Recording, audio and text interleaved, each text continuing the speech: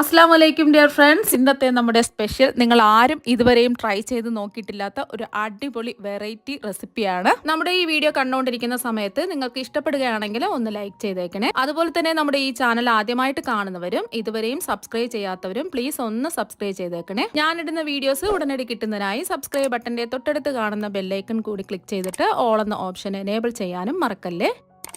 ആദ്യം തന്നെ ഇതിനായിട്ട് ഒരു ബൗളിലേക്ക് 250 ml കപ്പിന് 1 കപ്പ് റവ ഇട്ട് കൊടുക്കാം. വറുത്തതോ വറുക്കാത്തതോ ഏത് റവ വേണമെങ്കിലും എടുക്കാവുന്നതാണ്. ഏതെങ്കിലും ഒരു ഗ്ലാസിന്റെ അളവിൽ റവ അളന്നെടുക്കുക. ബാക്കിയെല്ലാം ഗ്ലാസിന്റെ അളവിലായിരിക്കണം അളന്നെടുക്കേണ്ടത്. ഇത് കപ്പിലാണോ റവ അളന്നെടുത്തിട്ടുള്ളത് അതേ കപ്പിന്റെ അളവിൽ തന്നെ 1/2 കപ്പ് പഞ്ചസാര ഇട്ട് കൊടുക്കാം. നമ്മൾ ഗ്ലാസിന്റെ അളവിലാണ് റവ അളന്നെടുക്കുന്നതെങ്കിൽ ആ ഗ്ലാസ്സിൽ തന്നെ 1/2 ഗ്ലാസ് പഞ്ചസാര ചേർത്ത് കൊടുക്കാം. ഇനി ഇതൊന്ന് മിക്സ് ചെയ്യാം. ഇനി ഇതിലേക്ക് ചേർത്ത് കൊടുക്കുന്നത് പാലാണ്. ചെറു ചൂടുള്ള പാലാണ് ഒഴിച്ചു കൊടുക്കുന്നത്. നമ്മൾ ഏത് കപ്പിലാണോ ഗ്ലാസ്സിലാണോ റവയും പഞ്ചസാരയൊക്കെ അളന്നെടുത്തിട്ടുള്ളത് അതേ കപ്പിന്റെ അളവിൽ തന്നെ 1/4 കപ്പോ 1/4 ഗ്ലാസ്സോ പാലെടുക്കാം. ചെറു ചൂടുള്ള പാൽ വേണം എടുക്കാൻ. എന്നിട്ട് ഒന്ന് മിക്സ് ചെയ്തെടുക്കാം. വേണമെന്നുണ്ടെങ്കിൽ ആവശ്യത്തിന് വീണ്ടും പാലൊഴിച്ച് കൊടുക്കാം. ആദ്യം ഒന്ന് മിക്സ് ചെയ്ത് നോക്കാം. അപ്പോൾ അതൊന്ന് മിക്സ് ചെയ്തെടുത്തപ്പോൾ കുറച്ച് കട്ടിക്കാണ് ഇരിക്കുന്നത്. ഇത് ലൂസായിട്ട് വേണം ഇരിക്കാൻ. കാരണം എന്ന് വെച്ചാൽ റവയൊക്കെ കുതിർന്ന് വരുമ്പോൾ കുറച്ചും കൂടെ ഒന്ന് കട്ടിയാവും. അതുകൊണ്ട് കുറച്ച് പാലും കൂടി ഒഴിച്ചു കൊടുക്കാം. വീണ്ടും നമ്മൾ റവ അളന്നെടുത്ത അതേ കപ്പിൽ തന്നെ ചെറു ചൂടുള്ള പാൽ 1/4 കപ്പ് ഒഴിച്ചു കൊടുക്കാം. ഇട്ടൊന്ന് മിക്സ് ചെയ്യാം. അപ്പോൾ അതാ ഒന്ന് മിക്സ് ചെയ്തെടുത്തു. ഇനി റവ എല്ലാം കുതിർന്ന് സോഫ്റ്റായി കിട്ടുന്നതിന് വേണ്ടിയിട്ട് കുറച്ച് സമയം മൂടി റെസ്റ്റ് ചെയ്യാൻ വെക്കാം. അപ്പോൾ നമ്മൾ റവ പാല് ചേർത്ത് കുതിർക്കാൻ വെച്ചിട്ട് ഒരു 10 മിനിറ്റായി. ഇപ്പോൾ കണ്ടില്ലേ, റവയെല്ലാം കുതിർന്ന് സോഫ്റ്റായിട്ട് വന്നിട്ടുണ്ട്. കുറച്ചും കൂടെ കട്ടിയായിട്ട് വന്നിട്ടുണ്ട്. ഇനി ഇത് മിക്സിയുടെ ജാറിലേക്ക് മാറ്റാം. ഇനി ഇതിലേക്ക് ഫ്ലേവറിന് വേണ്ടിയിട്ട് ഒരു 1/2 ടീസ്പൂൺ വാനില എസൻസ് ചേർക്കാം. വാനില എസൻസിന് പകരമായിട്ട് 2-3 ഏലക്ക അതിൻ്റെ തൊണ്ട് മാറ്റിയിട്ട് അതിൻ്റെ സീഡ് മാത്രം ചേർത്ത് കൊടുത്താലും മതി. വാനില എസൻസ് ഉണ്ടെന്നുണ്ടെങ്കിൽ വാനില എസൻസ് ചേർക്കുക. പിന്നെ ഇതിലേക്ക് 2 ടേബിൾ സ്പൂൺ ഗോതമ്പ് പൊടിയാണ് ചേർത്ത് കൊടുക്കുന്നത്. പൊടിക്ക് പകരമായിട്ട് നിങ്ങൾക്ക് മൈദ വേണമെങ്കിലും ചേർക്കാം. ഒരു 3 ടേബിൾ സ്പൂൺ എണ്ണ കൂടി ഒഴിച്ചു കൊടുക്കാം. നല്ലതുപോലെ ഒന്ന് അടിച്ചെടുക്കാം. ഒരു 40 സെക്കൻഡ് ഹൈ സ്പീഡിലിട്ട് അടിക്കുക. എന്നിട്ട് ഒരു ബൗളിലേക്ക് മാറ്റാം.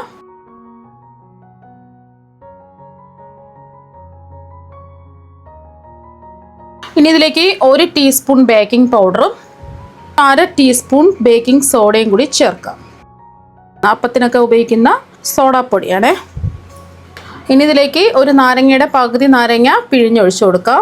ഈ ബേക്കിംഗ് പൗഡറിൻ്റെയും ബേക്കിംഗ് സോഡയുടെയും മുകളിലായിട്ട് ഒഴിച്ചു കൊടുക്കുക. 1-2 ടീസ്പൂൺ നാരങ്ങ നീര് ഒഴിച്ചു കൊടുത്താൽ മതിയാവും. നല്ലൊരു പ്രത്യേക ടേസ്റ്റും ആയിരിക്കും. ഇതിൻ്റെ പകരമായിട്ട് 1-2 ടേബിൾ സ്പൂൺ തൈര് വേണമെങ്കിലും ചേർക്കാം. ഇനി ഇതെല്ലാം ഒന്ന് മിക്സ് ചെയ്യാം. അപ്പോൾ അതൊന്ന് മിക്സ് ചെയ്തെടുത്തു.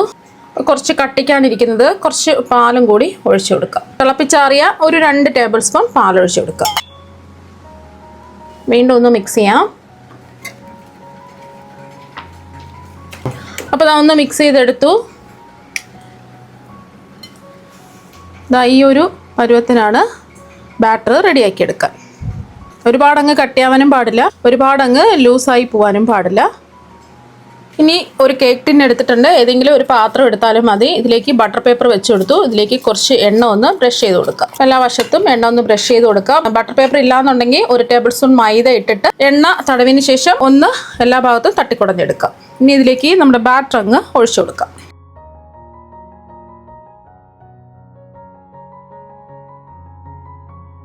ബാറ്റർ ഒഴിച്ചു കൊടുത്തതിന് ശേഷം ഒന്ന് ടാപ്പ് ചെയ്ത് കൊടുക്കാം. കേക്കിൻ്റെ ബാറ്റർ തയ്യാറാക്കുന്ന സമയത്ത് ഇതുപോലൊരു പാത്രം ചൂടാക്കാൻ വെക്കുക. അപ്പം നല്ലതുപോലെ പാത്രം ചൂടായി. പാത്രം ചൂടാക്കുന്ന സമയത്ത് ഇതുപോലത്തെ ഒരു സ്റ്റാൻഡോ അല്ലെങ്കിൽ റിങ്ങോ എന്തെങ്കിലും വെക്കുക. അല്ലെങ്കിൽ ഒരു പ്ലേറ്റെങ്കിലും കമത്തി ഇട്ട് കൊടുക്കാം. നമ്മൾ തയ്യാറാക്കി വെച്ച ബാറ്റർ ഇങ്ങ് വെച്ച് കൊടുക്കുക. വീണ്ടും മൂടി വെച്ച് കൊടുക്കാം. ഇതുപോലൊരു കുഴിയുള്ള ഒരു പാത്രം വെച്ചിട്ട് തന്നെ മൂടി വെക്കുക. എന്നാൽ മാത്രമേ കേക്ക് നല്ലോണം പൊങ്ങി കിട്ടുള്ളൂ. അപ്പോൾ കേക്ക് ബേക്കാൻ വേണ്ടിയിട്ട് ലോ ഫ്ലെയിമിൽ വെക്കുക. അപ്പം നമ്മൾ ഈ കേക്ക് ബേക്ക് ചെയ്യാൻ വെച്ചിട്ട് ഒരു 40 മിനിറ്റായി. 30 മിനിറ്റ് ആയപ്പോൾ നോക്കിയിട്ടുണ്ടായിരുന്നു. ഇനി നമുക്ക് ആയിട്ടുണ്ടോ എന്ന് തുറന്ന് നോക്കാം.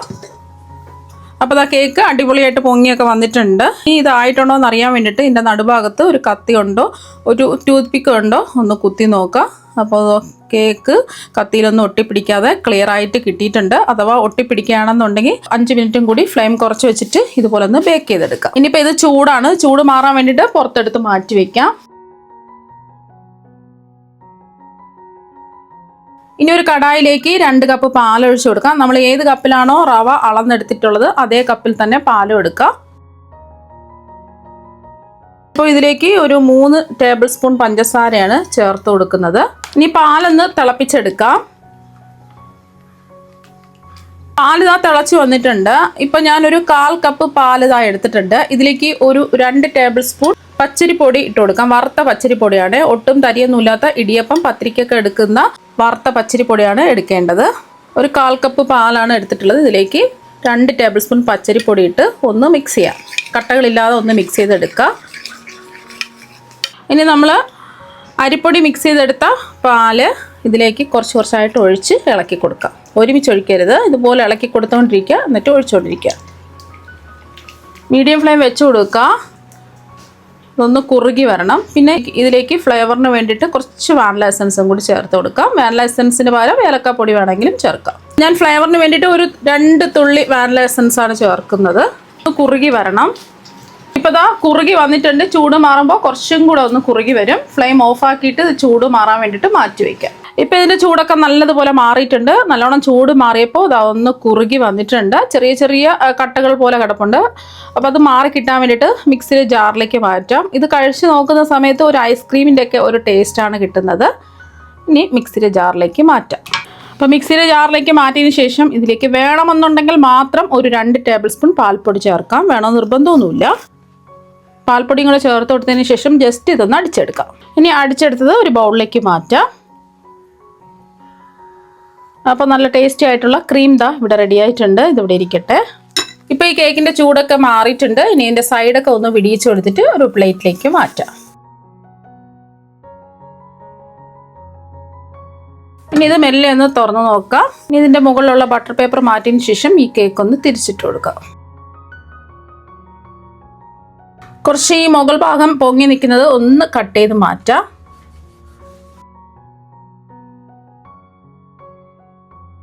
മുകൾ ഭാഗം ഒന്ന് കട്ട് ചെയ്ത് മാറ്റിയതിന് ശേഷം 2ആയിട്ട് ഇതൊന്ന് മുറിച്ചെടുക്കാം. ഒരേ അളവിൽ വേണം മുറിക്കാൻ. 2ആയിട്ട് കേക്ക് ഇതാ മുറിച്ചെടുത്തിട്ടുണ്ട്. കേക്ക് നല്ല സോഫ്റ്റ് ആയിട്ടാണ് ഇരിക്കുന്നത്. ഇനി ഒരു പ്ലേറ്റ് എടുക്കുക. നമ്മൾ തയ്യാറാക്കിയ ക്രീം ഇതിലേക്ക് കുറച്ച് ഒഴിച്ചു കൊടുക്കുക.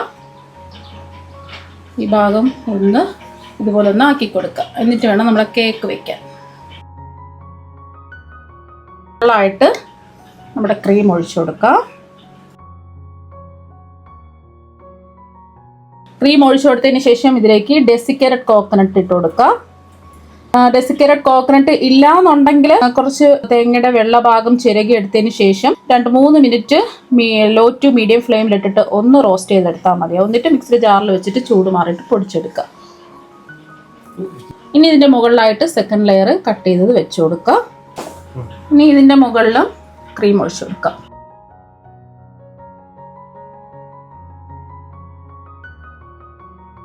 ഈ വശങ്ങളിലും എല്ലാം ഒഴിച്ചു കൊടുക്കുക.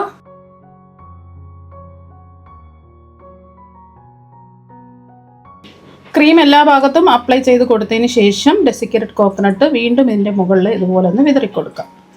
എല്ലാ ഭാഗത്തും ഡെസിക്കേറ്റഡ് കോക്കനട്ട് ആക്കി കൊടുക്കുക.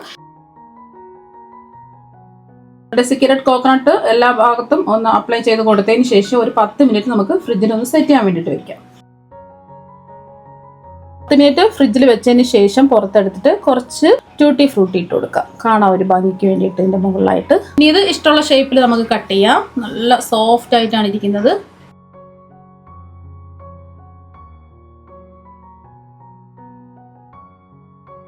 കട്ട് ചെയ്ത പീസ് മെല്ലെ അങ്ങ് എടുക്കാം. അടിപൊളിയായിട്ട് കിട്ടിയിട്ടുണ്ട്. നല്ല ജ്യൂസി ആയിട്ടാണ് ഇരിക്കുന്നത്. അപ്പം നമ്മുടെ വീട്ടിലുള്ള വളരെ കുറഞ്ഞ ചേരുവകൾ വെച്ചിട്ട് നമുക്ക് ഈ കേക്ക് റെഡിയാക്കി എടുക്കാൻ പറ്റും. അപ്പം നിങ്ങൾ എന്തായാലും ഈ ഒരു കേക്ക് തയ്യാറാക്കി നോക്കുക. നല്ല അടിപൊളി ടേസ്റ്റ് ആണ്. അപ്പം നല്ല സോഫ്റ്റ് ആയിട്ടാണ് ഇരിക്കുന്നത്. അപ്പം നിങ്ങൾ എന്തായാലും ഇതുപോലെ ഈ കേക്ക് ഒരു പ്രാവശ്യം ഒന്ന് ട്രൈ ചെയ്ത് നോക്കുക. തീർച്ചയായും നിങ്ങൾക്ക് എല്ലാവർക്കും ഒരുപാട് ഇഷ്ടമാകും. അപ്പം നമുക്ക് മറ്റൊരു വെറൈറ്റി വീഡിയോ ആയിട്ട് വീണ്ടും കാണാം. താങ്ക്